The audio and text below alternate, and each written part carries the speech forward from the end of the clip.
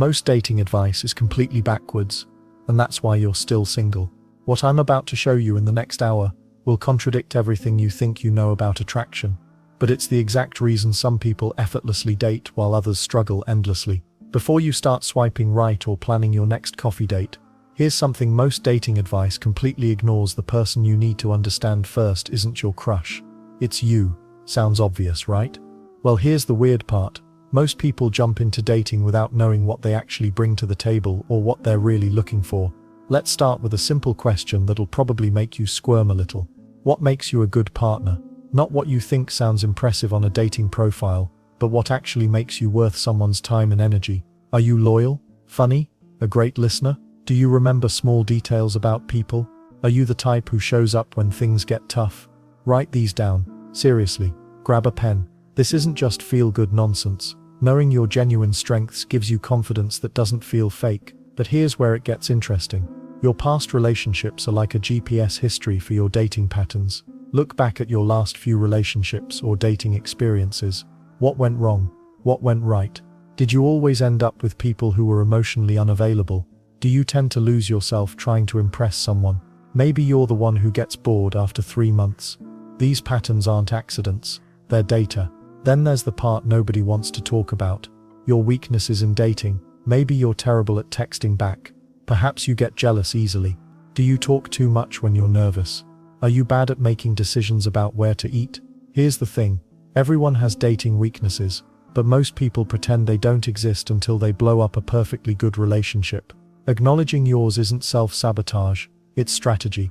Now comes the real challenge. What do you actually want in a relationship? Not what your friends want, not what looks good on Instagram, not what your parents keep hinting about. What do you want? Some people want adventure and spontaneity. Others want stability and quiet nights at home. Some want to travel the world together, while others want to build a garden and stay put. There's no right answer, but there's definitely a wrong one. Lying to yourself about what you need.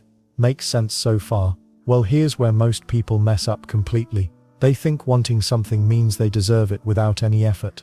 You might want someone who's emotionally mature, but are you emotionally mature? You might want someone who's financially stable, but are you handling your own money well?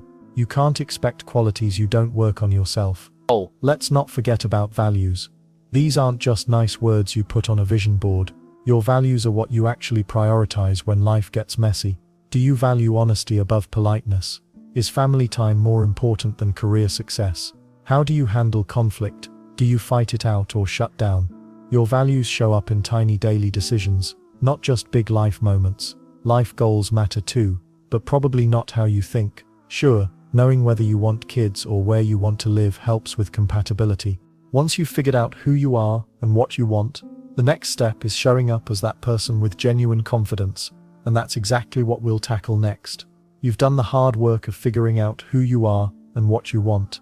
Now comes the part most people get wrong. They think confidence is something you either have or don't have, like brown eyes or long legs. Wrong. Confidence is a skill, and like any skill, you can build it with practice. Here's what's fascinating about dating psychology. Studies show that confident people get second dates 73% more often than those who seem unsure of themselves. But here's the kicker. It's not about being the loudest person in the room or bragging about your achievements. Real confidence is quieter than that. Start with something simple tomorrow morning. Look at yourself in the mirror and say one thing you genuinely like about yourself, not your appearance. Though that's fine too, but something deeper. Maybe you're really good at making people laugh. Perhaps you're the friend everyone calls when they need advice. Say it out loud. Your brain needs to hear it. This isn't feel-good nonsense. Neuroscience research proves that positive self-talk literally rewires your brain over time. The neural pathways that support self-doubt start to weaken while the ones supporting self-assurance grow stronger. Pretty cool, right? Then there's the eye contact game. Most people avoid eye contact because they're afraid of seeming too intense or getting rejected. But avoiding eye contact makes you seem nervous or untrustworthy. Neither is attractive. Practice this everywhere.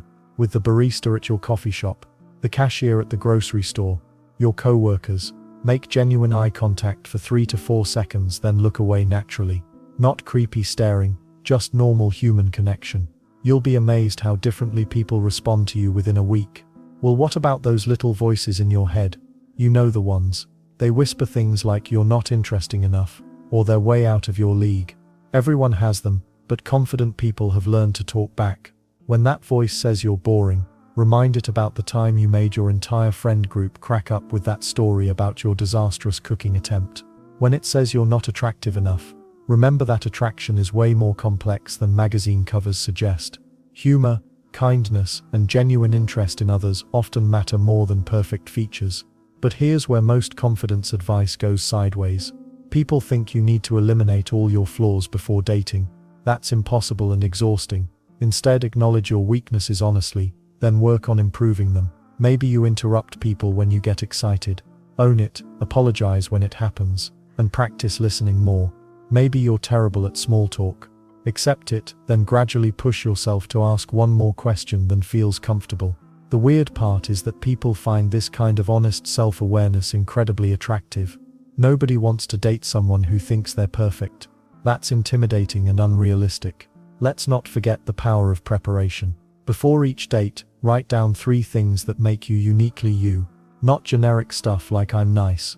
Everyone thinks they're nice." Specific things.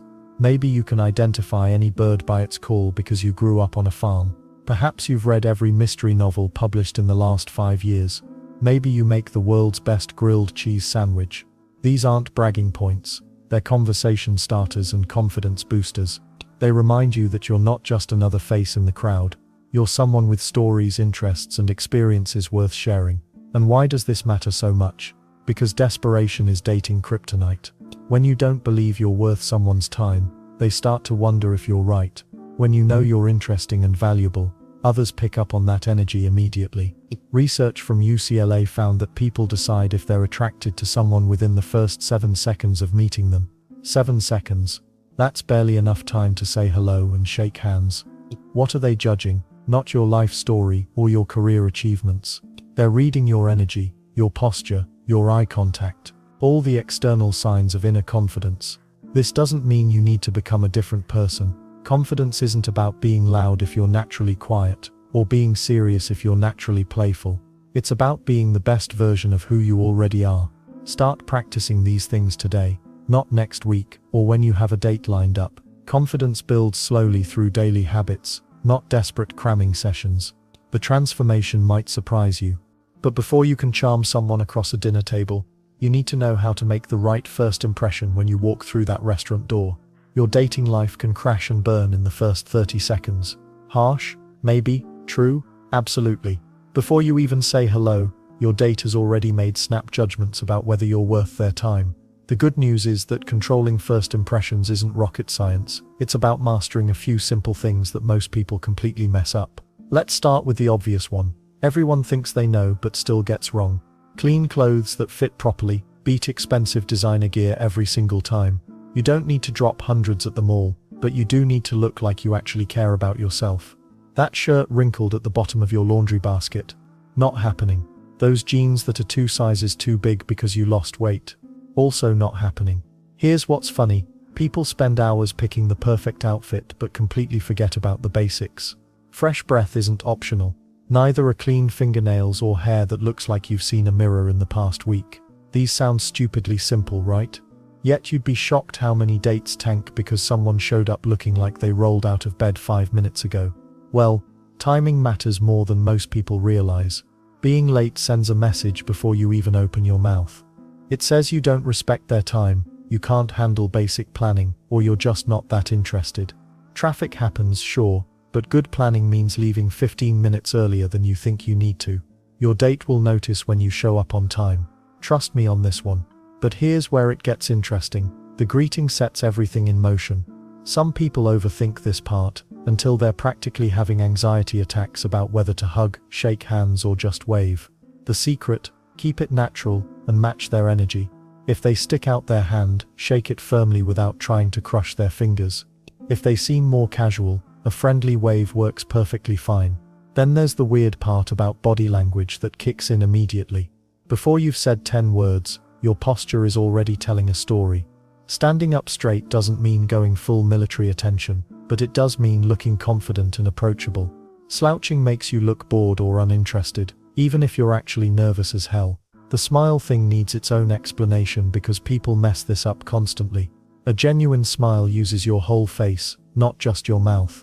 You know the difference when you see it. Real smiles reach the eyes and make the other person feel welcomed.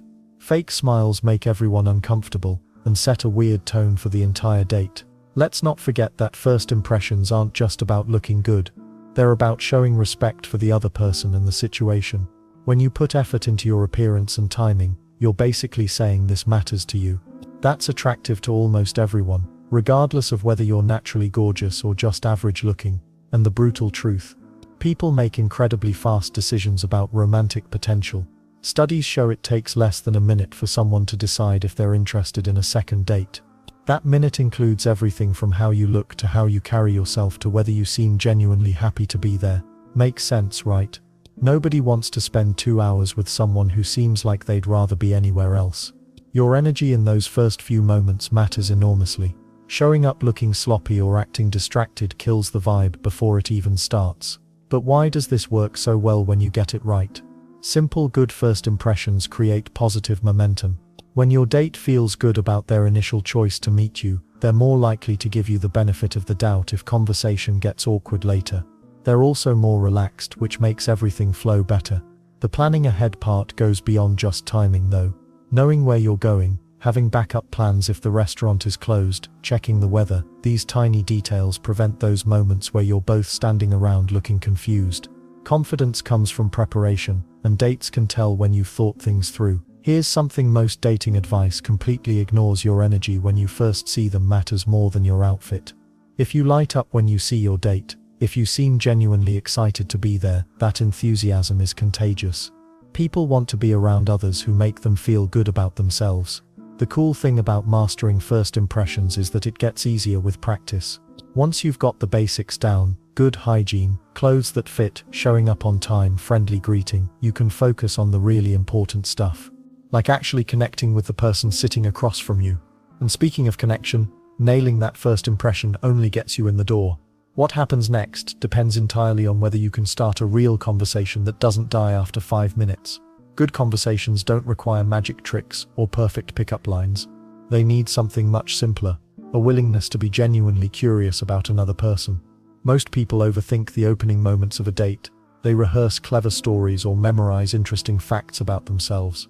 Here's what actually works better: asking one simple question and truly caring about the answer. What do you like to do for fun? Sounds basic, but it opens doors. The person might mention hiking, which leads to favorite trails, which leads to that funny story about getting lost last summer, which leads to discovering you both love terrible dad jokes. The magic happens in the follow-up, not the opening. When your date starts talking, your job shifts completely. You become a detective, but the fun kind. Listen for clues about what makes them light up. Their voice changes when they mention their dog, their weekend pottery class, or that book they've read 3 times. These moments are gold mines for deeper conversation. But here's where most people mess up. They treat conversations like tennis matches, waiting for their turn to serve. Your date mentions their love of cooking, and immediately you're planning to tell them about your famous spaghetti recipe. Wrong move. Instead, lean in. Ask how they learned to cook. What's the most adventurous dish they've attempted? Did they burn down any kitchens in the process? Well, maybe not that last one on a first date. The trick is sharing just enough about yourself to keep things balanced. Conversations work best when both people contribute, but timing matters. Your date talks about their weekend hiking trip. You listen completely, ask a follow-up question, then maybe share a brief outdoor experience of your own. Not a 15-minute story about that time you climbed Mount Everest. Keep it short, keep it relevant, keep the focus flowing back and forth. Then there's the art of finding common ground. You both mention loving music, but that's just the starting point. What kind of music? Live concerts, or streaming at home? Best show you've ever been to? Worst song that gets stuck in your head anyway? These details create real connections, not just surface-level similarities. The weird part is how much people reveal through their hobbies and interests. Someone who restores old furniture probably values patience and craftsmanship. A person who volunteers at animal shelters likely shows compassion and responsibility. You're not psychoanalyzing them, just noticing what their passions say about their character. Natural conversation flows like water finding its path. Force it, and things get awkward fast. Let's say you prepared 3 hilarious stories about your college roommate, but your date seems more interested in discussing books than funny anecdotes. Follow their lead. The roommate stories can wait for another time, or maybe another person entirely. Reading the room matters more than sticking to your script. Some conversations need gentle nudges when they start to drag. Maybe you've exhausted the topic of favorite movies, and silence creeps in. Don't panic. Look around. Comment on the coffee shop's weird art, the song playing in the background, or ask about the book they mentioned earlier. The environment always provides backup topics when your mind goes blank. And speaking of going blank, it happens to everyone. Even smooth talkers occasionally stare at their date with absolutely nothing interesting to say. The solution isn't frantically searching for brilliant topics, just acknowledge it with humor. Well, I just had the most fascinating thought about absolutely nothing. Laughing at these moments often creates more connection than perfect conversation would. Most people love talking about their passions, but they need permission to really open up. Generic questions get generic answers. Do you like your job? Produces shrugs, and it's okay. Responses. But what's the most interesting project you've worked on lately? Or if you could change one thing about your industry, what would it be? Gets them thinking and sharing real thoughts. The goal isn't impressing them with your questioning skills. You're trying to understand who they are beyond their dating profile and first impressions. What makes them curious? What challenges them? What do they value enough to spend their free time pursuing? Here's something nobody talks about. Awkward pauses aren't always bad. Sometimes they mean both people are thinking, processing what the other person shared, deciding whether to go deeper. Don't rush to fill every silence with words. Comfortable quiet can be more intimate than constant chatter. The best conversations feel effortless, but they're actually built on dozens of small choices. Choosing to ask better questions instead of waiting for your turn. Choosing to stay curious instead of making assumptions. Choosing to laugh when things get weird instead of getting frustrated. These skills improve with practice. But here's the thing about practice. You need feedback to know if you're improving. That feedback comes from paying attention to how people respond to different types of questions, and there are specific techniques that make all the difference. Getting people to open up isn't rocket science, but most folks mess it up completely. They ask questions like they're conducting a job interview. Do you like movies? Yes. Do you have siblings? No. Are you enjoying dinner? Sure. Congratulations, you just killed every spark of chemistry with questions a robot could ask. The secret lies in asking questions that actually make people think. Open-ended questions unlock stories, emotions, and the real person sitting across from you. Instead of "do you work out?" try "what got you into fitness?" The first question gets you a one-word answer. The second gets you a story about how they started running after their divorce, or how their grandmother inspired them to stay healthy, or how they discovered rock climbing changed their entire perspective on fear. Here's what most dating advice gets wrong about questions. People think you need clever, witty conversation starters pulled from some pickup artist handbook. Wrong. The best questions come from genuine curiosity about the human experience. How did you get into that? Works for literally anything someone mentions. Their job, their hobby, their weird obsession with vintage teapots. This simple phrase opens doors, but there's a technique that separates amateurs from pros. Listen for the details buried in their answers, then dig deeper into those specific moments. If someone mentions they love cooking, don't just ask about their favorite dishes. Ask about the moment they realized they could actually cook, or the biggest kitchen disaster that taught them something important. These questions hit different, because they access memories tied to emotions. Most people love talking about their passions, but here's the catch. You need to recognize what actually lights them up, versus what they think they should be passionate about. Watch their body language shift when they mention something they genuinely care about. Their voice changes, their posture straightens, their eyes brighten. That's your cue to lean in with follow-up questions. Then there's the memory callback technique that creates connection instantly. When someone mentions they went to college in Boston earlier in the conversation, and later they're talking about loving cold weather, you connect the dots. That Boston thing makes sense now. This shows you're actually listening and filing away details about them. Most people feel invisible on dates because their date isn't really paying attention. You become memorable by proving you're different. The timing of questions matters more than the questions themselves. Don't rapid-fire inquiries like you're speed dating. Let comfortable silences exist. Sometimes the best questions come after a pause, when you've both processed what was just shared. What did that feel like? Often works better than immediately jumping to the next topic. Avoid questions that put people on the spot about sensitive topics early on. Why did your last relationship end? Might get you information. but it doesn't get you connection. Better to ask, what have you learned about yourself through dating? Same territory, but it frames things positively and gives them control over how deep they want to go. Here's something interesting about human psychology. People remember how you made them feel more than what you actually talked about. The right questions make people feel heard, understood, and interesting. They walk away thinking you're an amazing conversationalist, when really you just asked good questions and listened to the answers. Questions about childhood often reveal fascinating insights without feeling too invasive. What did you want to be when you grew up? Tells you about their dreams. What's something you believed as a kid that seems funny now? Shows their sense of humor and self-awareness. These questions access a different part of someone's personality than typical adult conversation. Don't forget about current passion projects. What's something you're excited about right now? Cuts through small talk instantly. Maybe they're planning a trip, learning guitar, or trying to master the perfect banana bread recipe. Current enthusiasms reveal someone's energy and priorities better than their job title or where they went to school. The biggest mistake is treating questions like a checklist instead of letting conversation flow naturally. When someone gives you an interesting answer, follow that thread before moving to your next prepared question. Authentic curiosity beats scripted conversation every time. Watch for the questions that make their face change. Some people light up talking about travel adventures. Others get animated discussing books, family traditions, or social causes they care about. Once you find their sweet spot, don't immediately switch topics. Explore that territory because you're seeing the real them.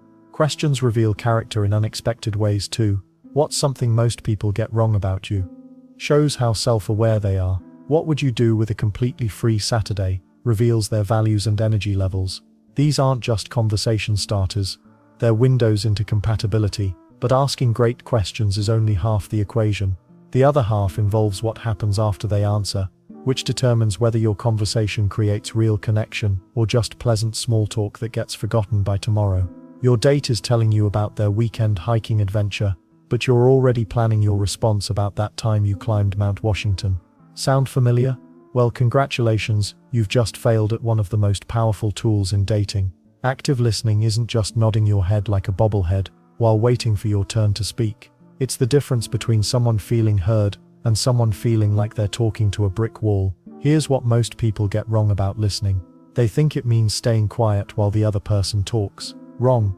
Active listening is like being a detective, therapist, and best friend all rolled into one. You're not just collecting words, you're catching emotions, understanding motivations, and showing genuine interest in who this person really is. Let's start with the obvious stuff that everyone messes up anyway. Put your phone face down, not on silent, not just ignoring the buzzes, face down out of sight. That little screen is like kryptonite to connection. Research shows that even having a phone visible during conversation reduces the quality of the interaction by 40%. Makes sense, right? Your date isn't competing with your Instagram notifications for attention. But here's where it gets interesting. Eye contact doesn't mean staring into someone's soul like you're trying to hypnotize them. Natural eye contact happens in bursts. Look at them while they're speaking, glance away briefly when processing what they said, then return your focus. Think of it like a conversation dance rather than an intimidation contest.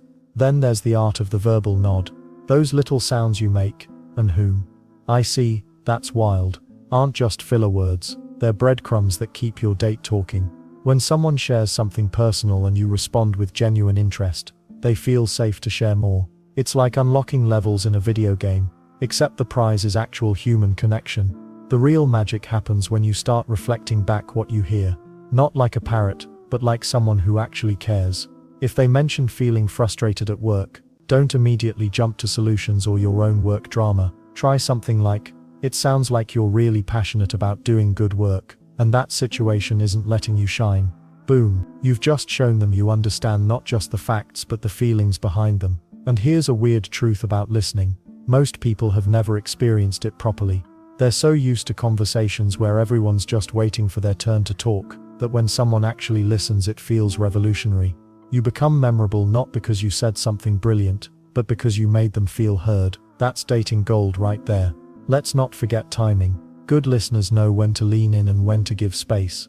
If someone's sharing something emotional, resist the urge to fill silence immediately. Sometimes a pause shows more respect than rushing to respond. Uncomfortable, maybe, But that discomfort often leads to the most meaningful conversations. But why does this matter so much in dating? Simple, everyone's walking around with stories they're dying to tell, dreams they want to share, and experiences that shape them. When you become the person who actually wants to hear these things, not to judge, not to one-up, just to understand, you stand out from 90% of people they've ever met. The tricky part is avoiding the listening traps. Don't ask follow-up questions just to sound interested if you're not actually curious about the answer. People can sense fake engagement from a mile away. Also avoid the advice trap. Unless someone specifically asks for solutions, they probably just want to be understood. Your job isn't to fix their problems on a first date, it's to show you care about their experience. Here's something most dating advice won't tell you. Active listening is exhausting at first. Your brain wants to multitask, plan responses, and judge what you're hearing. Fighting those impulses takes energy, but like any skill, it gets easier with practice. Start with friends, family members, even cashiers at the grocery store. The more you practice really hearing people, the more natural it becomes. The beautiful thing about mastering this skill is that it creates a positive feedback loop. When you listen well, people open up. When they open up, conversations become more interesting. When conversations are interesting, you're both having a better time. Everyone wins. Of course, listening well is just part of the equation. You also need to know what those verbal and non-verbal cues actually mean when someone's sharing with you. You know those moments when someone says one thing but their body screams something completely different. Welcome to the fascinating world of body language reading. Most people think dating is all about words, but research shows that 55% of communication happens through body language. That's more than half of what someone is actually telling you. Let's start with the most obvious signal, leaning. When your date leans toward you during conversation, their subconscious is basically saying, "I want more of this." It's like their body has its own gravitational pull toward things they find interesting. But here's the catch. Forced leaning looks awkward and desperate. Natural leaning happens gradually, almost without the person realizing it. Then there's the pullback. When someone suddenly creates distance, sits back in their chair or turns their body slightly away, they're putting up invisible walls. Maybe you said something that made them uncomfortable. Maybe they're processing information. The key isn't to panic, but to notice and adjust your approach. Genuine laughter tells a completely different story than polite chuckling. Real laughter involves the whole face, eyes crinkle, cheeks lift, and the sound comes from deep in their chest. Fake laughs usually happen only from the mouth down. It's like comparing a full orchestra to someone humming alone. You can feel the difference even if you can't explain exactly why. Eye contact patterns reveal more than most people realize. Quick glances followed by looking away often signal attraction mixed with nervousness. Sustained eye contact that feels comfortable suggests genuine interest and confidence. But staring without breaks, that crosses into uncomfortable territory fast. The sweet spot is maintaining eye contact for about 3–5 seconds before naturally looking away, then returning. Crossed arms get a bad reputation in dating advice. Everyone assumes it means stay away, but context matters enormously. Someone might cross their arms because they're cold, thinking deeply, or simply finding a comfortable position. Look for clusters of signals instead of judging one gesture alone. Crossed arms plus turning away, plus short responses. That's a different story than crossed arms with engaged eye contact and forward leaning. Mirroring happens when two people unconsciously copy each other's movements. You lean left, they lean left a few seconds later. You touch your hair, they do the same. This natural mimicry suggests comfort and connection. But forced mirroring looks creepy and calculated. Let it happen naturally or not at all. Hand gestures tell their own stories. Open palms during conversation suggest honesty and openness. Hidden hands, stuffed in pockets, under the table, behind the back, can signal nervousness or discomfort. Fidgeting with objects like phones, jewelry, or napkins often indicates anxiety, though some people are naturally fidgety. So again, context rules everything. Foot direction might sound weird, but it's surprisingly accurate. People unconsciously point their feet toward things that interest them, and away from things they want to escape. During your next conversation, sneak a glance downward. Are their feet pointed toward you or angled toward the nearest exit? The honest answer might surprise you. Personal space violations happen more often than people admit. Everyone has an invisible bubble around them, and the size varies by culture, personality, and comfort level. Pay attention to how your date responds when you move closer. Do they maintain the distance or step back? Do they seem relaxed or suddenly tense? Respecting these boundaries builds trust faster than any perfect pickup line. Neck touching, hair playing and lip touching often indicate nervousness or attraction, sometimes both simultaneously. These self-soothing gestures happen when someone feels emotionally activated. The trick is figuring out which emotion is driving the behavior. Are they touching their neck because they're stressed, or because they're fighting attraction? Genuine smiles involve the entire face, creating what scientists call Duchenne markers, those little crinkles around the eyes. Forced smiles stay stuck in the mouth area and tend to fade quickly. A real smile lingers naturally and appears effortlessly. When someone gives you that full-face smile repeatedly during your date, their body is voting yes, even if their words stay cautious. Here's something most dating advice gets wrong. Perfect body language doesn't exist. Everyone has quirks, habits, and personal patterns that don't fit textbook descriptions. The goal isn't to become a human lie detector, but to notice patterns and respond appropriately.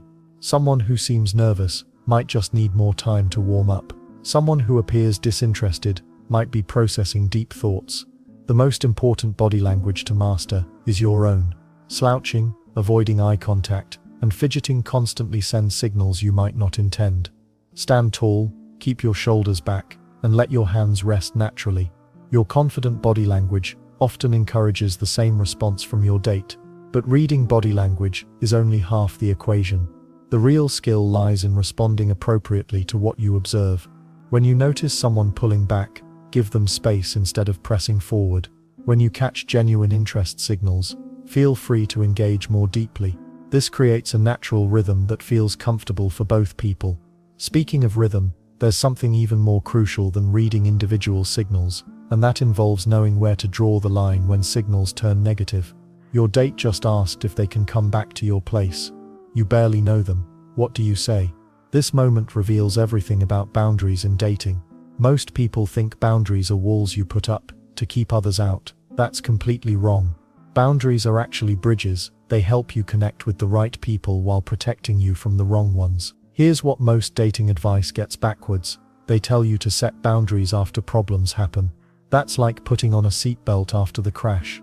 Smart daters establish their limits early, clearly, and without apology. Research from relationship psychologists shows something fascinating. People who communicate their boundaries up front actually get more respect, not less. The ones who ignore their gut feelings and say yes to everything, they end up attracting people who don't value consent or respect. Let's start with the foundation. Your boundaries aren't suggestions. They're not negotiable based on how attractive someone is or how long you've been single. When you feel uncomfortable, that feeling has a purpose. It's your internal alarm system saying slow down or pay attention. But here's the tricky part. Most people miss. You can't expect others to respect boundaries you haven't clearly communicated. Mind reading doesn't work in dating. If you don't want to be touched on a first date, say it kindly, but directly. I prefer to take physical stuff slow when I'm getting to know someone. Simple, clear, no room for confusion. Then there's the flip side that nobody talks about. Asking about your date's boundaries actually makes you more attractive. Why? Because it shows you care about their comfort, not just your own wants. What makes you feel respected on dates? This question separates you from 90% of other daters immediately.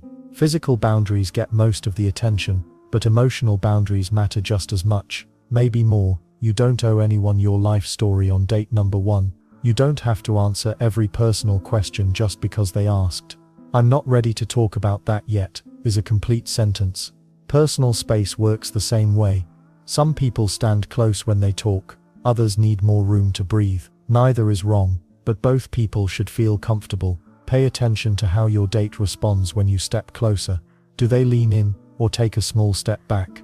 Their body usually tells the truth before their words do. Money boundaries cause more dating disasters than most people realize. Who pays for dinner? What if one person wants expensive restaurants and the other prefers casual places? Figure this stuff out before awkward moments happen. I like to split the bill on early dates, prevents a lot of uncomfortable situations. Digital boundaries are the new frontier. Nobody prepared us for. How often do you text between dates? Do you follow each other on social media right away? Some people want constant contact. Others prefer space between meetings. Both approaches work fine if everyone's on the same page. The hardest boundary to maintain: your own standards. You know what behaviors you can't accept in relationships. Maybe it's rudeness to service workers. Maybe it's constant phone checking during conversations. Maybe it's pressure to move faster than you're comfortable with. When someone pushes against your boundaries, watch their reaction. Good people apologize and adjust their behavior. They don't argue, make excuses, or try to convince you that your limits are unreasonable. Red flag alert. Anyone who says you're too sensitive, or it's not that serious after you've expressed discomfort. Boundaries work both ways though. While you're protecting your own comfort zone, respect theirs too. If your date says they don't drink, don't spend the evening asking why, or trying to change their mind. If they mention they're not ready for physical intimacy, believe them. Don't make it your mission to convince them otherwise. Here's something most people discover too late. Strong boundaries actually create more intimacy, not less. When both people feel safe and respected, they open up naturally. Pressure and manipulation might create temporary attraction, but they destroy long-term connection. Practice saying no in low-stakes situations. The grocery store clerk asks for your phone number to sign up for rewards. No thanks. Your coworker invites you to a party you don't want to attend. I can't make it. Building this muscle makes dating boundaries easier to maintain. The weirdest part about boundaries: people often test them without realizing it. They're not necessarily trying to be manipulative. They're checking if you mean what you say. Consistency is everything. If you bend your rules once, expect them to be tested again. Learning your own deal breakers takes time and experience. Some boundaries you'll discover through trial and error. Others you'll know instinctively. Both types deserve equal respect. Your future partner wants to know the real you, including your limits and standards. Someone who truly cares about you will appreciate clear communication about what makes you feel comfortable and safe. Understanding boundaries sets the stage perfectly for handling those inevitable nervous moments and awkward silences that pop up during dates. Your palms are sweating. Your mind goes blank mid-sentence. You just knocked over your water glass. Welcome to the reality of dating, where nerves and awkward moments aren't the exception. They're practically guaranteed. Most dating advice pretends these moments don't happen. Wrong approach entirely. The secret isn't avoiding awkwardness. It's learning to dance with it like a pro. Let's start with those pre-date jitters that make you feel like you're about to give a presentation to the entire United Nations. Your nervous system doesn't know the difference between a saber-toothed tiger and a cute person across a coffee table. Both trigger the same fight or flight response that kept your ancestors alive, but now just makes you stumble over your own name. Here's what actually works: slow, deliberate breathing, not the quick, shallow gasps you're probably doing right now just thinking about it. 4 counts in, hold for 4, out for 6. This isn't new age nonsense. It's basic biology. You're literally telling your nervous system to chill out. But what happens when you're already on the date, and your brain decides to take an unscheduled vacation? You know that moment when conversation dies, and you both just sit there like mannequins. Don't panic. Most people think they need to fill every second with brilliant commentary. They don't. The environment around you is your best friend during these moments. That painting behind you is interesting, or this place has great music gives you both something external to focus on while your brain reboots. You're not being boring, you're being resourceful. Then there's the beautiful truth nobody tells you: your date is probably just as nervous as you are. Studies show that 73% of people report feeling anxious before first dates. That means statistically, you're both sitting there trying not to look terrified while secretly wondering if the other person thinks you're weird. It's almost comedic when you think about it. The difference between people who seem naturally smooth and everyone else isn't that they don't get nervous. They've just learned to normalize it instead of fighting it. When you accept that some level of awkwardness is inevitable, you stop wasting mental energy trying to prevent it, and start using that energy to recover gracefully. Speaking of recovery, mistakes happen.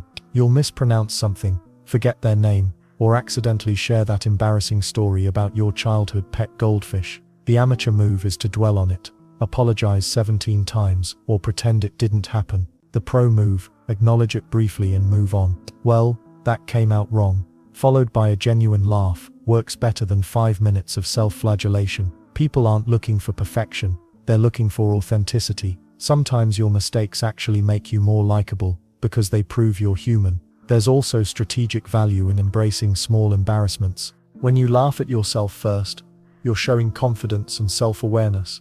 You're demonstrating that you don't take yourself so seriously that minor mishaps ruin your entire evening. That's attractive in ways that being flawless never could be. Let's not forget the power of perspective here. That moment you think ruined everything, your date probably forgot about it within minutes, if they even noticed at all. We're incredibly harsh critics of our own performance, while being remarkably forgiving audiences for others. But what about those moments when awkwardness hangs in the air like a fog? Sometimes the best approach is acknowledging the elephant in the room. "This is awkward, isn't it?"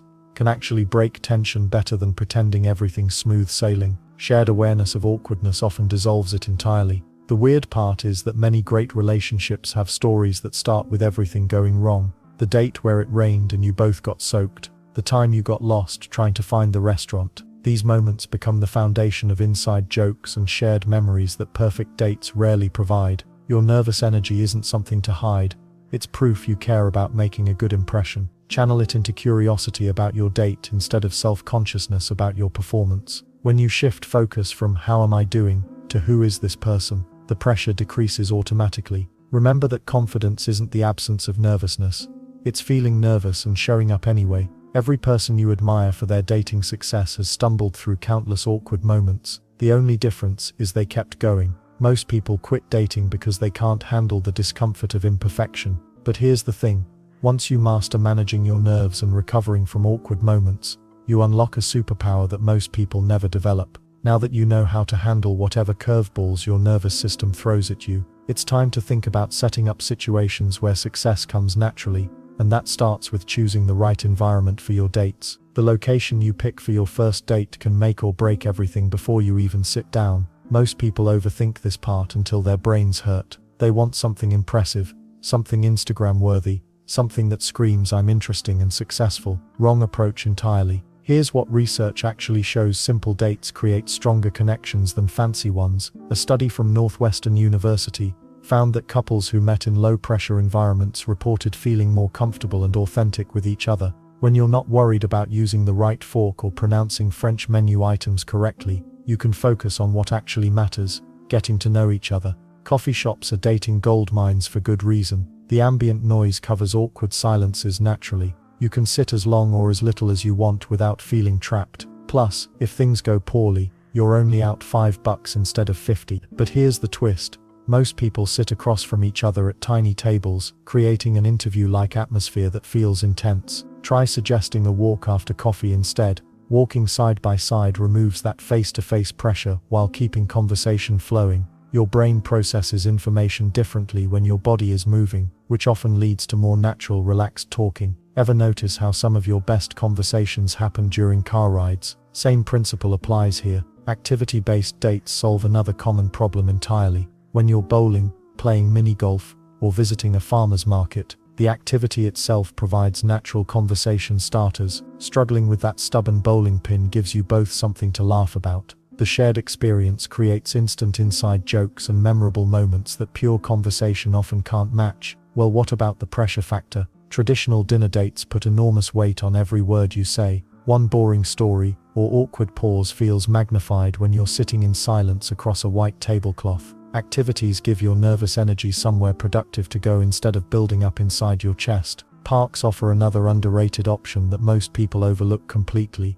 Free admission, beautiful scenery, and endless conversation topics just by observing what's around you. That dog doing tricks nearby becomes an instant icebreaker. The weird sculpture by the pond gives you something to joke about together. Nature provides the entertainment while you two focus on connecting. But here's where most people mess up the planning process. They take complete control or give up all control entirely. Neither approach works well. Taking charge of every detail can seem controlling or overwhelming to your date. Completely putting the burden on them feels lazy and uninterested. The sweet spot lies somewhere in between. Suggest 2 or 3 specific options and let them choose. I was thinking we could grab coffee at that place downtown, check out the art gallery, or take a walk through Riverside Park. What sounds good to you? This approach shows you've put thought into it while respecting their preferences. Win-win situation that demonstrates consideration without being pushy. Timing matters more than most people realize too. Weekend afternoon dates feel less intense than evening ones. There's no implied expectation about dinner, drinks, or what happens afterward. The natural end time when businesses close gives both parties an easy exit strategy, without hurt feelings if things aren't clicking perfectly. Then there's the backup plan consideration. Weather can ruin outdoor plans quickly. Having a nearby indoor alternative ready shows you think ahead without being overly controlling about outcomes. If it rains, there's a great bookstore right next door we could browse instead. Location accessibility deserves attention that people often skip entirely. Choose somewhere both of you can reach easily, without major travel stress. First date anxiety is high enough already without adding traffic jams, parking nightmares, or getting lost in unfamiliar neighborhoods to the mix. Public spaces provide natural safety and comfort for both parties. Your date will appreciate being somewhere with other people around, especially if you're still basically strangers. This consideration shows emotional intelligence and respect for boundaries that creates immediate trust. The venue choice also communicates your personality and values subtly. Suggesting a volunteer event shows you care about community involvement. Picking a local business over a chain demonstrates you support your neighborhood. These small choices reveal character in ways that direct statements sometimes can't. Avoid movie theaters for first dates despite their popularity. Sitting in dark silence for 2 hours doesn't help you learn anything about each other. Save entertainment venues for later when you already know you enjoy talking together. Cost-splitting logistics need discussion beforehand to prevent awkward moments. Being clear about expectations shows maturity and consideration. How about we each cover our own coffee? Removes any confusion about financial responsibilities and keeps things comfortable. The perfect first date spot creates opportunities for genuine connection while removing unnecessary pressure and complications. Keep it simple, keep it comfortable, and keep the focus on getting to know each other naturally. Speaking of natural connections, all the perfect planning in the world won't help if you can't communicate what you're actually feeling and thinking during these dates. That's where clear, honest communication becomes your secret weapon. Most people think showing interest means playing games. Wrong. The clearest communicators win in dating, every single time. Here's what actually happens when you're direct about your feelings. Your date relaxes. They stop guessing what you're thinking. That mental energy goes toward enjoying your company instead of decoding mixed signals. Research from UCLA shows people find clarity more attractive than mystery in romantic situations. Mystery works in movies, not in coffee shops. But clarity doesn't mean dumping your entire emotional state on someone after one conversation.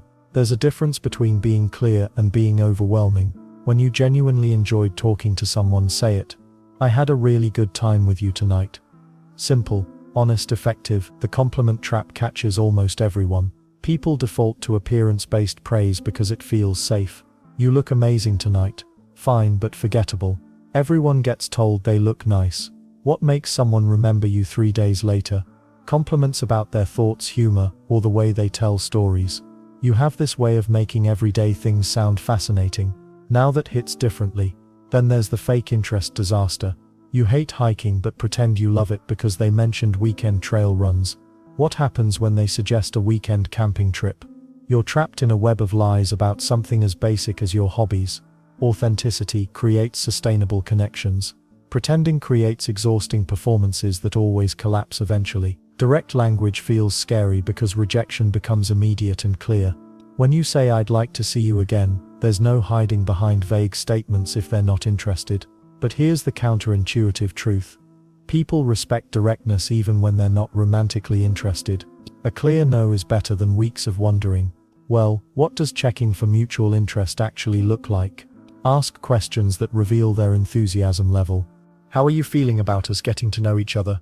Or what are you looking for right now? Their response tells you everything. Enthusiasm shows up in tone, specific answers, and follow-up questions. Polite deflection shows up as vague responses and subject changes. The timing of these conversations matters more than people realize. Bringing up feelings during the first 10 minutes of meeting someone feels premature. Waiting 3 months to express basic interest feels unnecessarily cautious. Somewhere between dates 2 and 4, honest communication about mutual attraction becomes natural and appropriate. And the weird part is how many people sabotage themselves with indirect hints. They think subtlety appears sophisticated. Maybe we could hang out sometime, versus would you like to have dinner this Saturday? The second option gets actual answers. The first gets, yeah, maybe.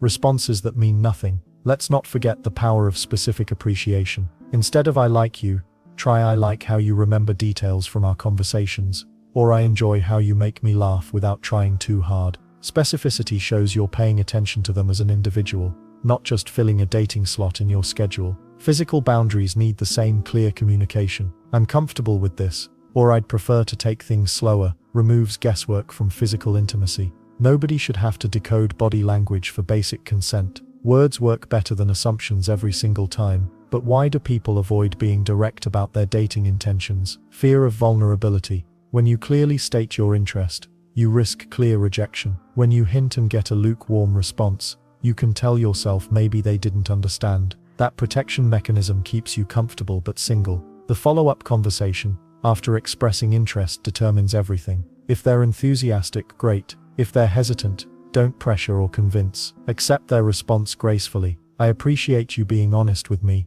keeps the interaction respectful regardless of outcome. Some people worry that being too available or interested appears desperate. There's a difference between showing interest and losing your independence. You can clearly communicate attraction while maintaining your own life, hobbies, and standards. Desperation involves changing yourself for someone else's approval. Interest involves being yourself while openly appreciating someone else. The most successful daters master this balance, clear about their feelings, respectful of responses, and honest about their expectations. They don't play games because games attract people who like games. Straightforward communication attracts people who value authenticity. When someone shows genuine interest in your thoughts, hobbies, and perspectives, they're demonstrating the foundation of lasting relationships. Surface-level attraction fades. Genuine appreciation for who someone is as a person grows stronger over time. Communication skills transfer beyond dating too. Being direct about your needs, honest about your feelings, and clear about your boundaries improves every relationship in your life. Friends, family, and co-workers all respond better to people who communicate openly and respectfully. Remember though, even the clearest communication won't create interest where none exists, but it will help you quickly identify mutual attraction when it's there, which saves everyone time and emotional energy. Speaking of saving energy, there's something else that matters just as much as clear communication in dating success. You know what kills more potential relationships than bad breath or awkward silences? Becoming a completely different person the moment you start dating someone. One day you're this independent, interesting human being with hobbies and friends, and suddenly you're glued to your phone waiting for their next text like it holds the secrets of the universe. Here's the brutal truth. Desperation has a smell, and it's not attractive. When you drop everything for someone you barely know, you're not showing love or commitment. You're showing that your own life wasn't that important to begin with. And if you don't value your own time, why should they? Research from UCLA found something fascinating about attraction. People consistently rated individuals as more desirable when they maintained their own interests and social circles while dating.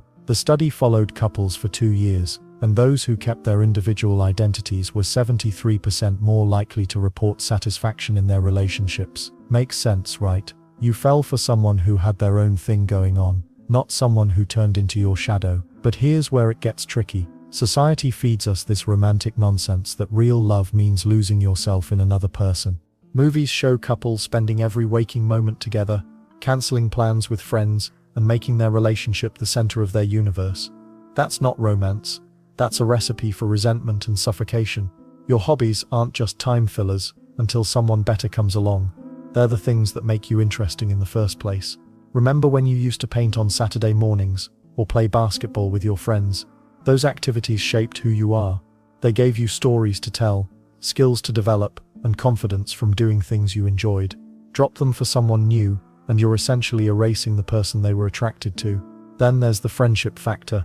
Your friends have been there through breakups, celebrations, and those random Tuesday nights when you needed to vent about your boss.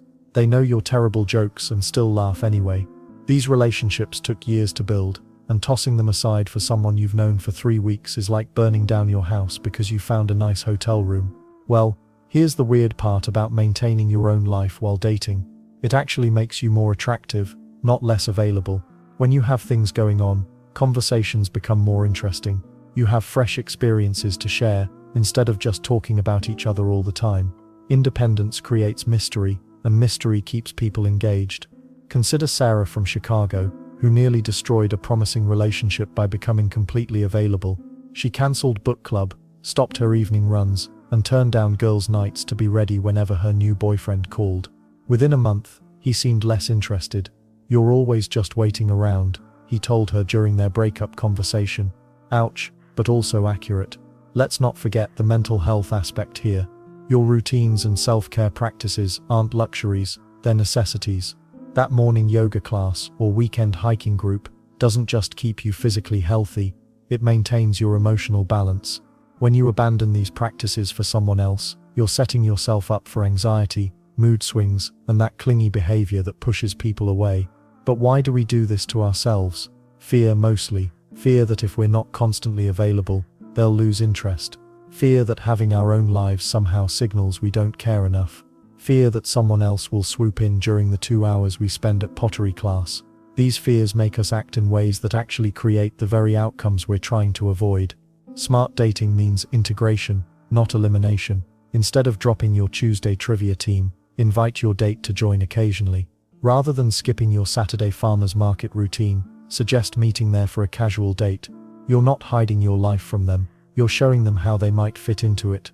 And the really counterintuitive part, the busier you are with your own fulfilling activities, the more selective you become about who deserves your time.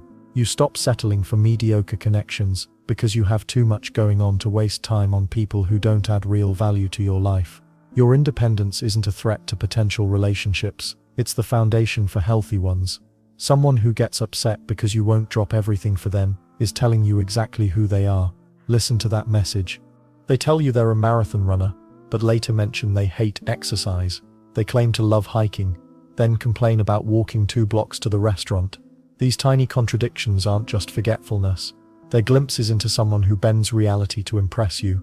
But what happens when someone completely dodges your questions? You ask about their last relationship, and they change the subject to the weather. You inquire about their job, and suddenly they need another drink. Everyone has topics they're not ready to discuss on a first date. That's normal. What's not normal is treating every personal question like an FBI interrogation.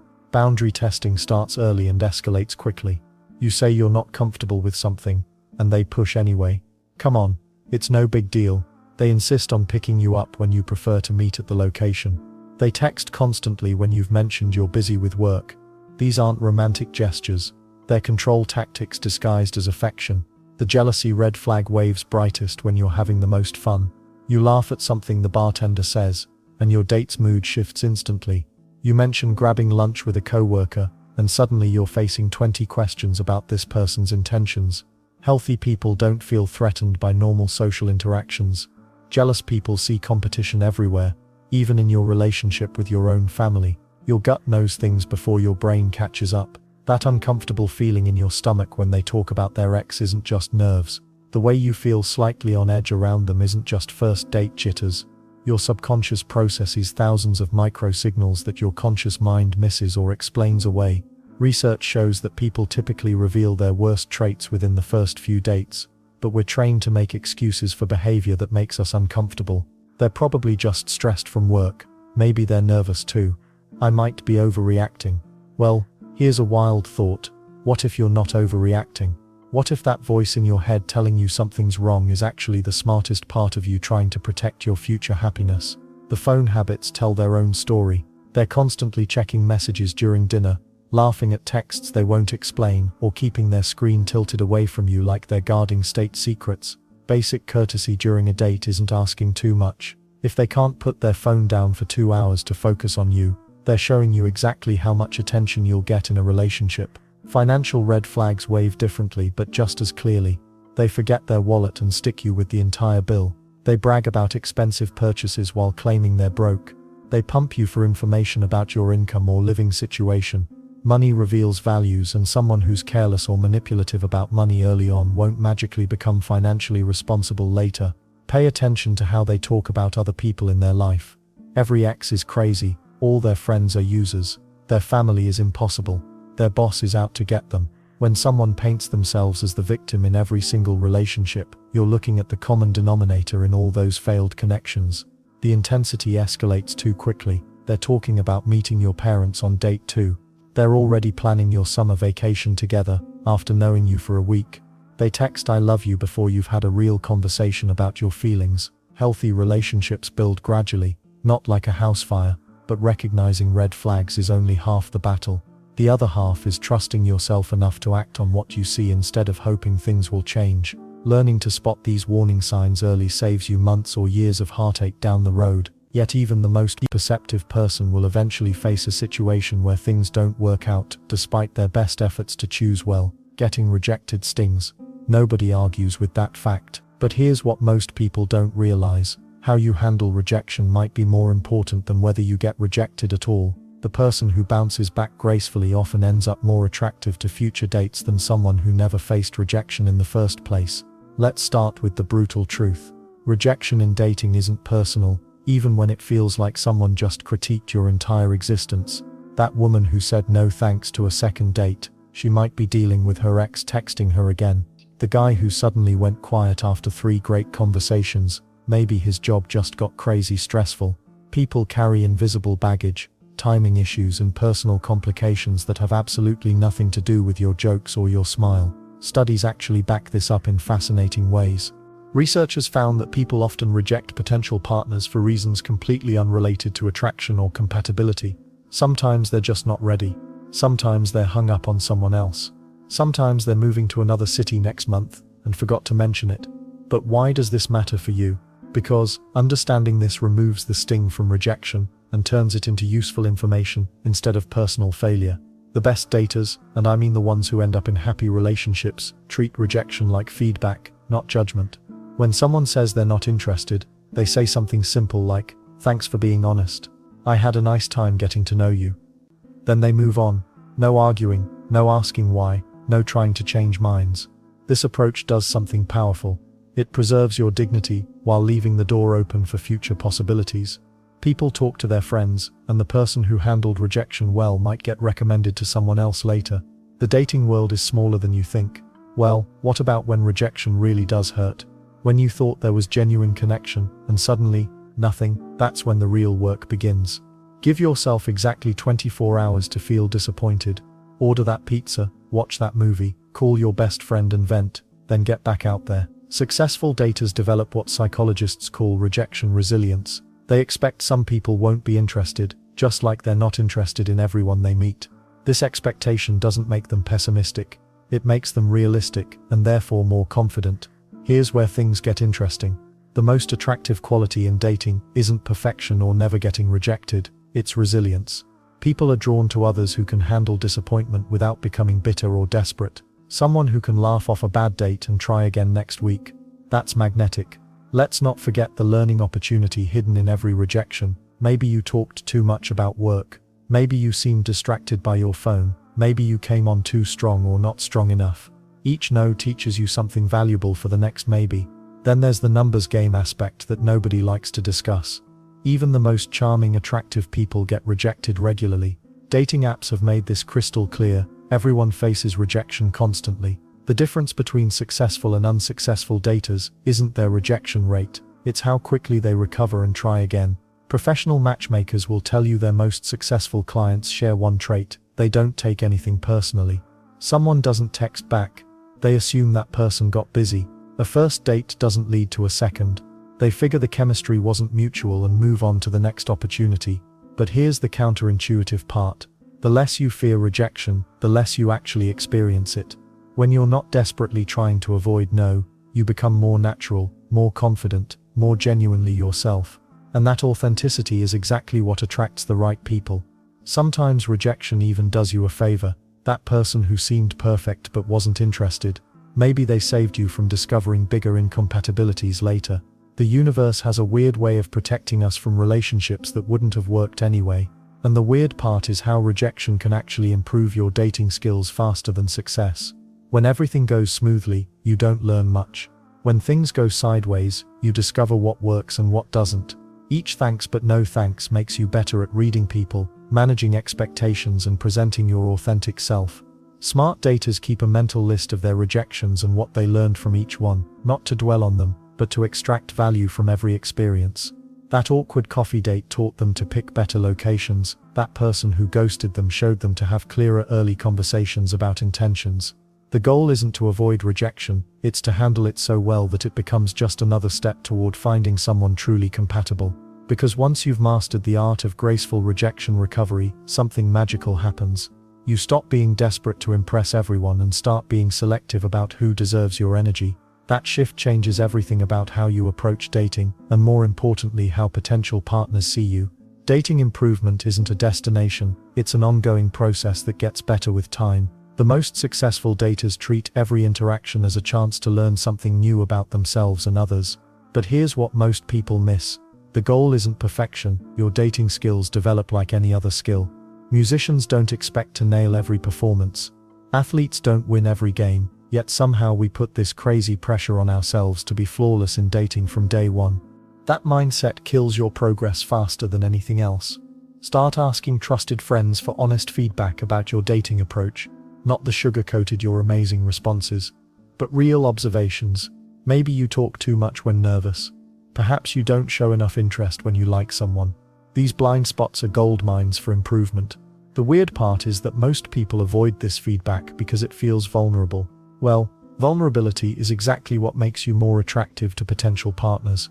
When you can laugh at your quirks and work on your weak spots, you become someone others actually want to be around. Then there's the social circle expansion piece. Dating apps are fine, but meeting people through activities creates natural connections. Join a hiking group. Take a cooking class. Volunteer somewhere. The best relationships often start when you're not actively hunting for them.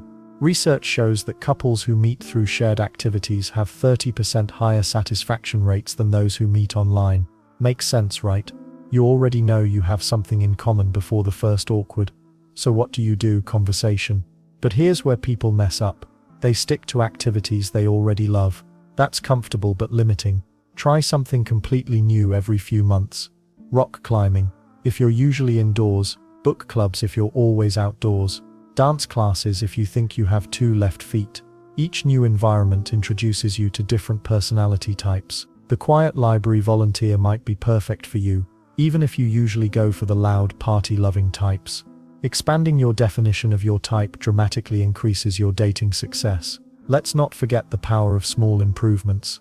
After each date, identify one thing you want to handle differently next time. Not major personality overhauls, tiny adjustments, better eye contact, asking more follow-up questions, wearing clothes that fit properly. These micro changes compound over time. Keep a simple dating journal, nothing fancy, just notes about what worked, what didn't, and how you felt. Patterns emerge quickly. You might notice you're more confident on active dates than dinner dates, or that you connect better with people who share your sense of humor than those who share your career field. Most importantly, maintain your sense of fun throughout this process.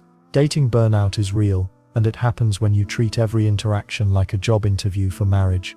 Some dates are just practice runs, others are interesting conversations with people you'll never see again. A few might turn into something special. The pressure to find the one makes dating feel like life or death stakes. But here's a contrarian thought: approach dating like you're collecting interesting stories instead of hunting for a soulmate. This mindset shift makes you more relaxed, which makes you more attractive, which ironically helps you find better matches. And the growth mindset applies to rejection too. Instead of thinking "I'm not good enough," try "we weren't compatible." Instead of "I always mess things up," consider "I learned something valuable." This isn't positive thinking nonsense, it's practical reframing that keeps you moving forward. Your dating confidence builds through experience, not through reading about dating. Each conversation teaches you something. Every connection, whether it lasts one date or 1 year, adds to your relationship skills. The shy person who fumbles through their first few dates often becomes more genuine and appealing than the smooth talker who never grows. Well, here's something most dating advice gets wrong. You don't need to become someone else to find love. You need to become the best version of yourself. That means keeping your weird interests, your quirky humor, and your unique perspective while smoothing out the rough edges that prevent real connection. The people worth dating will appreciate your authenticity more than your perfection. The ones who don't aren't your people anyway. This realization alone eliminates so much dating anxiety, because you stop trying to impress everyone and start looking for mutual compatibility. Your dating journey should make you a more interesting, confident, and emotionally intelligent person regardless of your relationship status. The skills you develop, communication, empathy, self-awareness, resilience, improve every area of your life. Dating is supposed to be enjoyable, not torture. When you focus on growth, connection, and genuine fun instead of outcomes and timelines, you naturally attract people who want to be part of that positive energy. Your best dating life starts now.